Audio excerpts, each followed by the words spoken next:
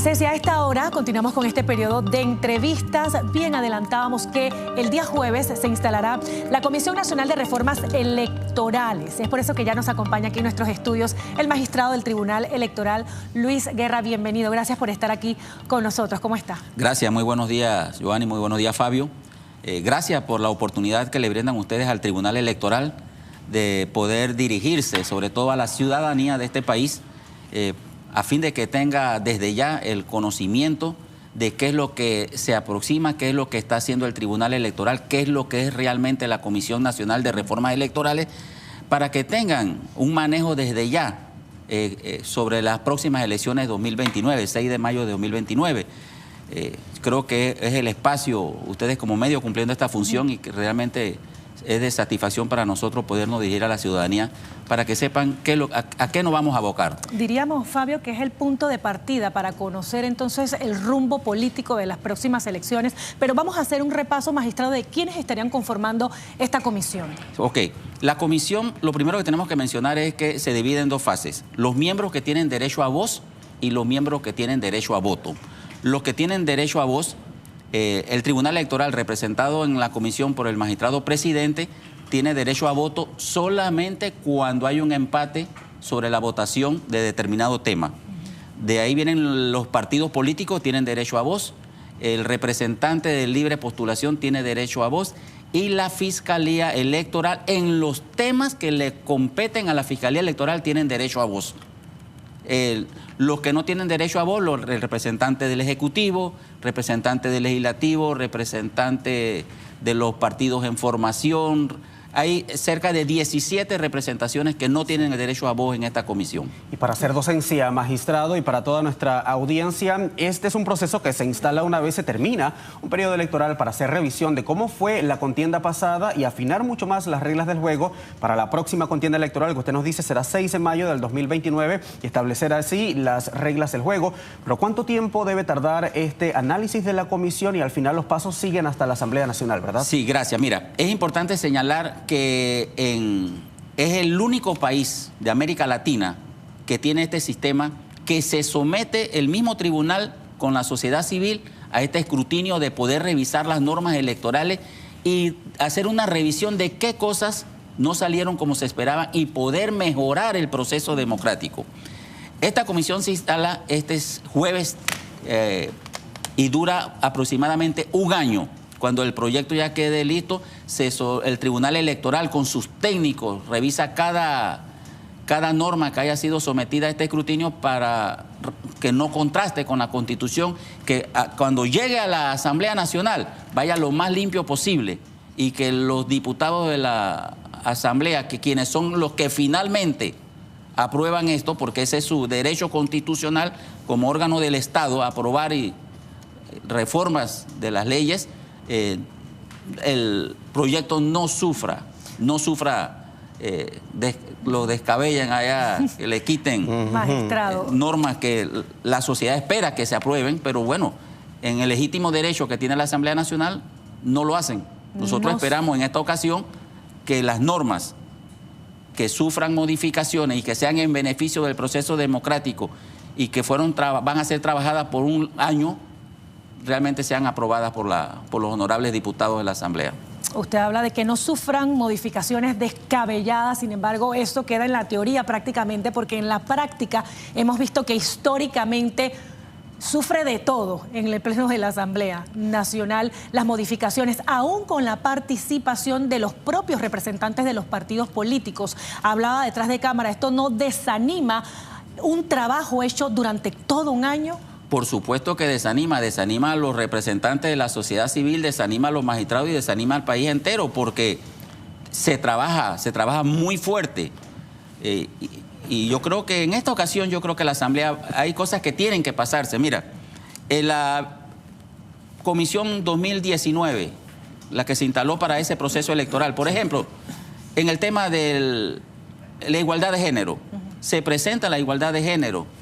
Cuando llega a la Asamblea Nacional, no aprueban la igualdad, la aprueban, pero ponen una válvula de escape donde dicen que la Secretaría de la Mujer de cada partido político podrá emitir una nota certificando que no existe postulación de mujeres en X. Eso está mal, porque sí existen. Simplemente no quieren llevar una paridad en las postulaciones. Entonces, hoy, nuevamente, esa reforma se va a presentar, porque a las mujeres hay que darle el espacio que se lo han ganado. Adicional a eso, nuestro país, con los 4 millones de habitantes, el 53% son mujeres. En los partidos políticos, la mayoría, el 52% son mujeres. Entonces, que no digan que no existen mujeres para postular. Entonces, esa igualdad de género tiene que aprobarse, 50 y 50. Sí, magistrado, hablar sobre la importancia de divulgar la conveniencia de las reformas electorales a toda la ciudadanía y puede convertirse también en una manera de comprometer a los ciudadanos y en un mecanismo de presión para obtener mejores resultados desde la Asamblea Nacional. Mira, cada sesión que vaya a tener esta comisión va a ser transmitida en el canal de YouTube del Tribunal Electoral. Los ciudadanos de cada circuito electoral o del país en general que estén pendientes y si la reforma ellos la ven viable, le exijan a su diputado, la comisión va a presentar esta reforma, esto hay que aprobarlo.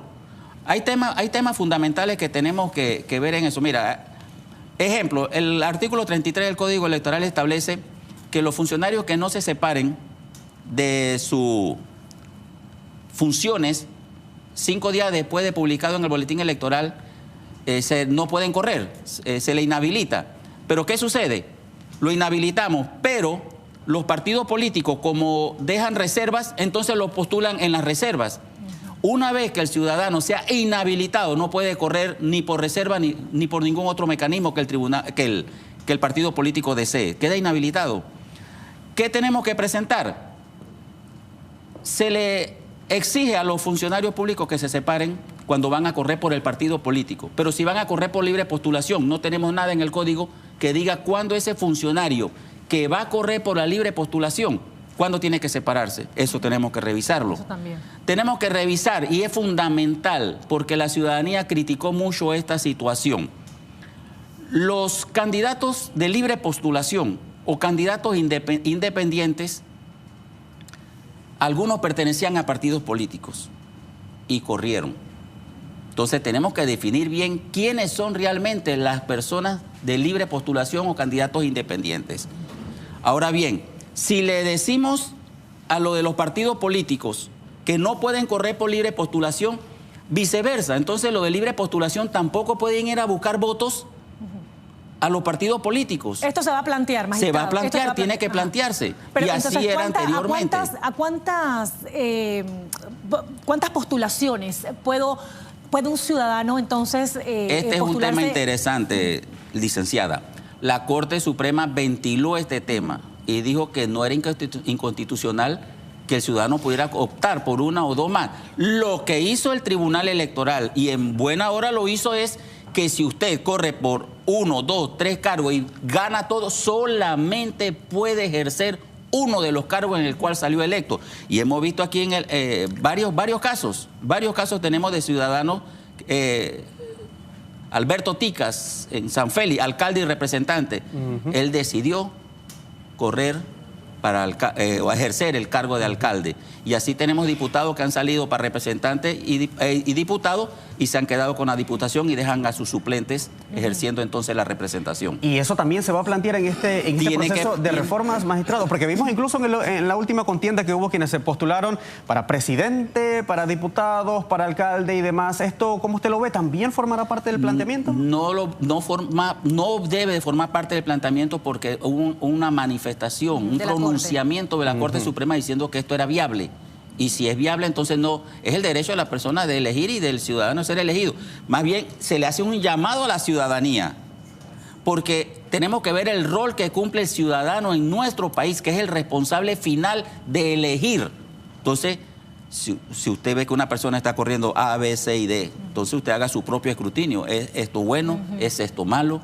¿Debo votar por una persona así o no debo de votar una persona así? Somos nosotros los ciudadanos los que finalmente tenemos las herramientas para poder cambiar algunas cosas. No se agotarán entonces más esfuerzos en ese sentido. Pero en cuanto a la reelección inmediata, que tanto ha sido criticado, ¿también se presentará algún planteamiento en ese sentido?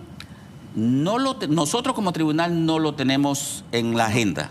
Si nace de los miembros de la comisión, será discutido. Pero recuerden que esto también es un tema de ley y va a ir a la Asamblea Nacional. Y yo no creo, de verdad, como decía mi abuela, nadie va a llevar soga en casa de ahorcado. Entonces, los diputados que son los que finalmente aprueban o desaprueban la reforma, no veo que vayan a aprobar una reforma donde diga que no existe la reelección inmediata. Pero esto es precisamente entonces el camino perfecto para el clientelismo. Bueno, pero la Comisión Nacional de Reformas Electorales también es el camino perfecto para ventilar todos estos temas, y la ciudadanía levantará un proyecto conjuntamente de la mano del Tribunal Electoral lo más viable posible, con las mejores reformas en los procesos democráticos. Ahora, yo no, y me vas a perdonar, Giovanni, yo no veo tanto como que una reelección inmediata sea el camino perfecto para corrupción ni nada parecido.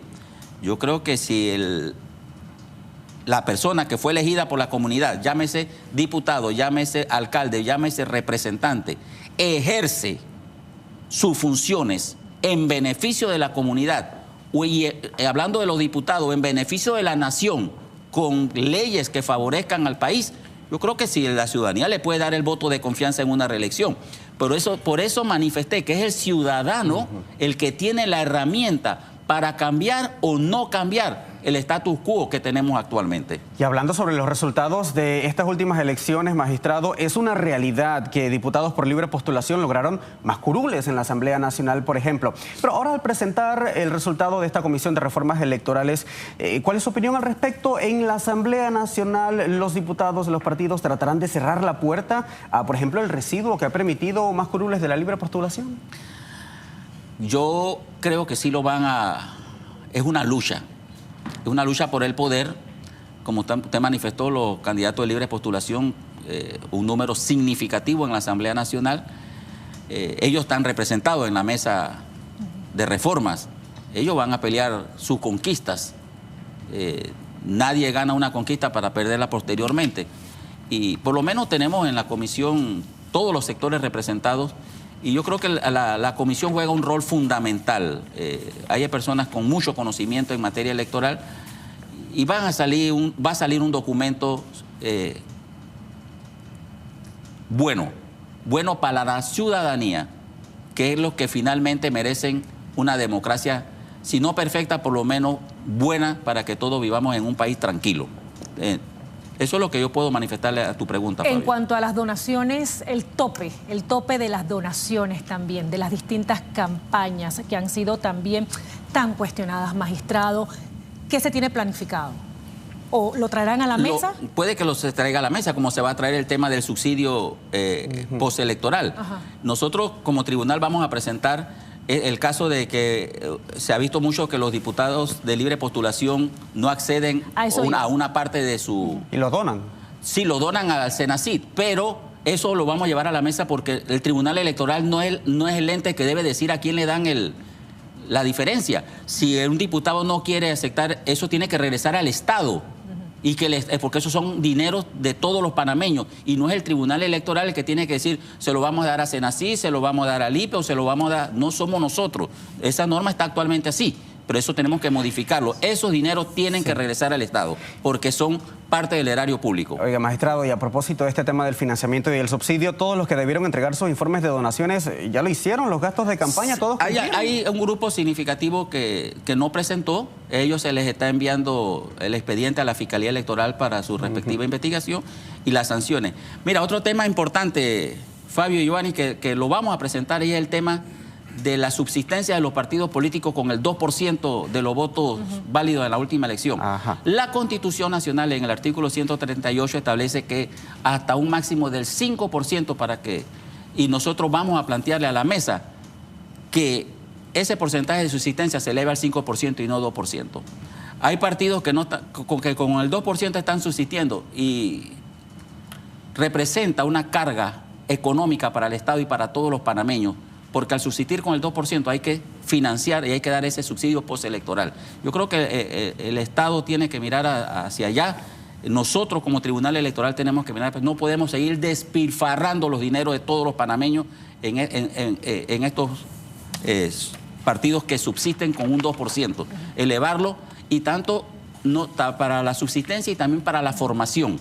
de los partidos políticos. Magistrado, no quiero despedirlo sin antes preguntarle que en los recientes comicios hubo prácticamente un choque jurídico entre la Corte Suprema de Justicia y el Tribunal Electoral por una nómina sin vicepresidente. También va a ser. Ante esto, ¿cuáles son las competencias de un ente y del otro? Bueno, ¿se va a tomar en cuenta también? Yo no creo que hubo un choque. No hubo un choque bajo ningún concepto y te explico por qué. El Tribunal Electoral emitió su fallo de que efectivamente el actual presidente era suplente. Llegó a la Corte mediante una demanda de inconstitucionalidad. La Corte falló. Ahí está, lo pueden revisar todo porque es historia de este país, que el fallo del Tribunal Electoral era constitucional. Que cuando tomamos la decisión de decir que el señor José Raúl Molino asumía la candidatura principal, era válido conforme a la Constitución. Si hubiese sido lo contrario, la Corte hubiese dicho eso es inconstitucional y el señor José Raúl no hubiera podido correr, pero dijo que era constitucional. Por lo tanto, no hubo ningún choque. Eso es lo que tendría que decirte en eso.